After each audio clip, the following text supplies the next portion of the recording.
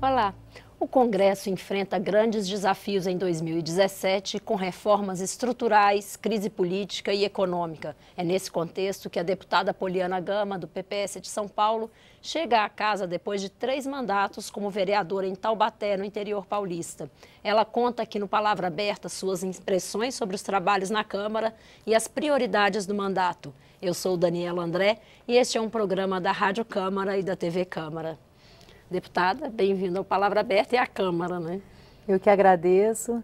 É importante a gente compartilhar aqui com as pessoas o quanto os funcionários têm sido assim bastante atenciosos com a minha pessoa, dedicados, para que a gente possa realmente cada vez mais compartilhar dos trabalhos nossos aqui no Congresso. A senhora tomou posse no final de 2016, já num período de muita disputa política interna. Quais foram as primeiras impressões aqui dentro da Câmara? Bom, eu assumi, no primeiro dia se debatia a questão das medidas anticorrupção. E claro, o ambiente de uma Câmara Municipal, embora você tenha ali uma experiência no Legislativo, mas aqui o ambiente na Câmara Federal, ele é bem diferente.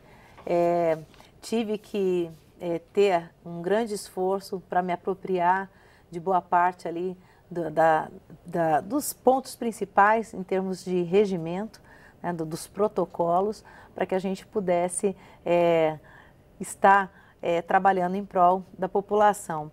E nesse contexto a gente pôde contar com a assessoria que compõe a liderança, para que algo que eu tenho primado muito ao longo da minha experiência, tanto profissional como também política, é o estudo. Todo voto, toda manifestação nossa ter sempre um fundamento que tenha por base a legislação em consonância com o que a população espera da gente. Deputada, e quais são as bandeiras que a senhora traz aqui para a Câmara? Bom, o que me movimentou aí a participar da política são questões relativas à área da educação. Eu sou professora e todo um trabalho de fortalecimento da docência, de valorização, foi o principal motivo para minha participação na política. Só que, paralelo a isso, outras demandas começaram a acontecer, da área da saúde, a questão do desemprego, questões também relativas à infraestrutura das cidades. E tudo isso, embora sendo vereadora, uma cidade como a minha, Taubaté, que é referência em serviços para uma série de outros municípios, muitas demandas de outros municípios começaram a chegar.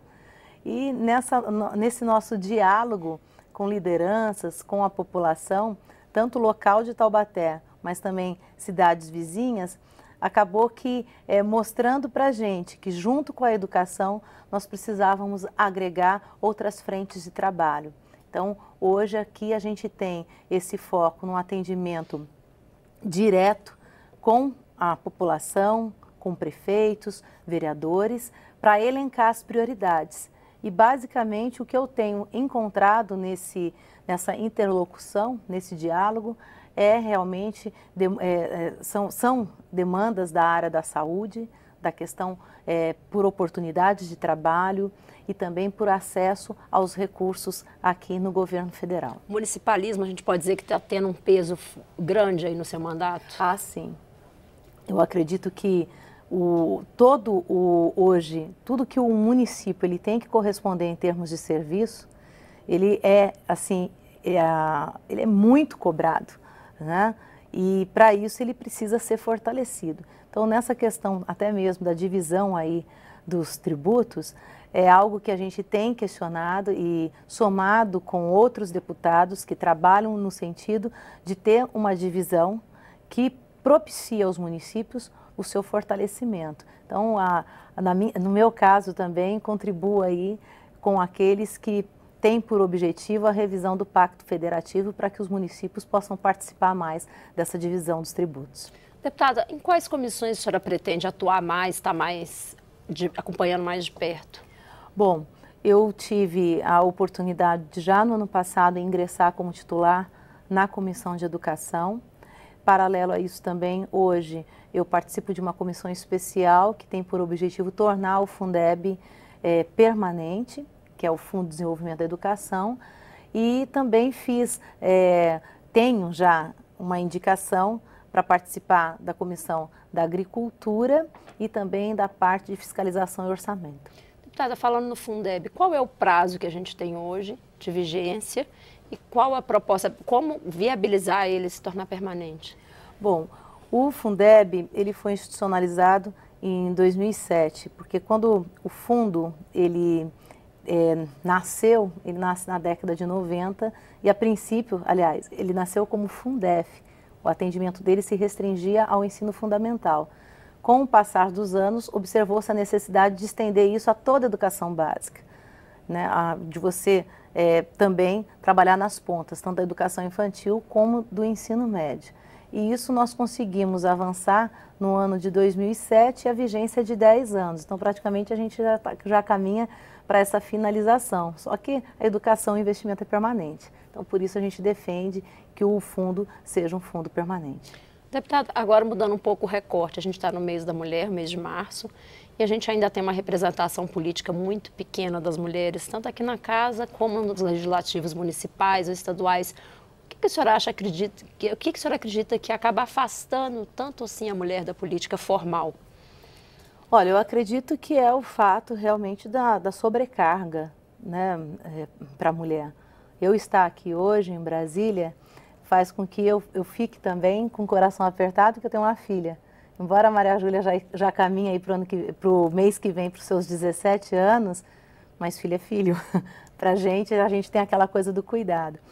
Então, essa sobrecarga, a questão de você ter toda essa expectativa da sociedade, de você realmente dar conta da sua família, e quando a gente sai para o mercado de trabalho, de ter a excelência no mercado de trabalho, a gente também agrega funções, né? Então, a mulher ela vai para o mercado de trabalho, mas ela não deixa de ser a dona de casa, ela não deixa de ser a mãe. Pelo contrário, ela agrega mais a sua função profissional na sociedade. Se você somar tudo isso e ainda, né, buscar essa participação política nessas condições, que muitas das vezes também falta um suporte até para a mulher na questão do suporte emocional, do apoio em casa, da compreensão de que muitas das vezes o trabalho da gente, o olhar que a gente tem com relação à humanidade, é tão assim,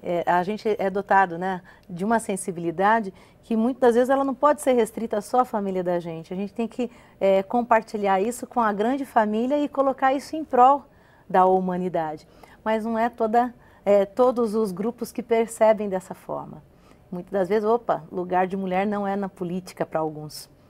E quando, na verdade, a gente percebe, né, ao longo da história, que o ingresso da mulher no mercado de trabalho possibilitou avanços, né, para a diminuição das desigualdades sociais, para a diminuição na pobreza, eu faço o seguinte contraponto. Imagine quando as mulheres começarem a participar mais da política em si, né? Da gente ter mais representatividade. A gente pode ter muito ganho com isso, devido a essa sensibilidade, essa capacidade de agregar da mulher e o seu compromisso com o cuidado, com a responsabilidade que tem pela humanidade, pela família. Deputada, agradeço a sua participação. Seja bem-vinda à Câmara e espero que retorne a palavra aberta. Eu agradeço, que bom. Eu conversei com a deputada Poliana Gama, do PPS de São Paulo, sobre suas prioridades aqui na Câmara. O Palavra Aberta é uma produção conjunta da TV Câmara e da Rádio Câmara. Esta e outras edições do programa também estão disponíveis na internet. O endereço é câmara.leg.br/palavra aberta. Eu sou Daniela André e até o próximo programa.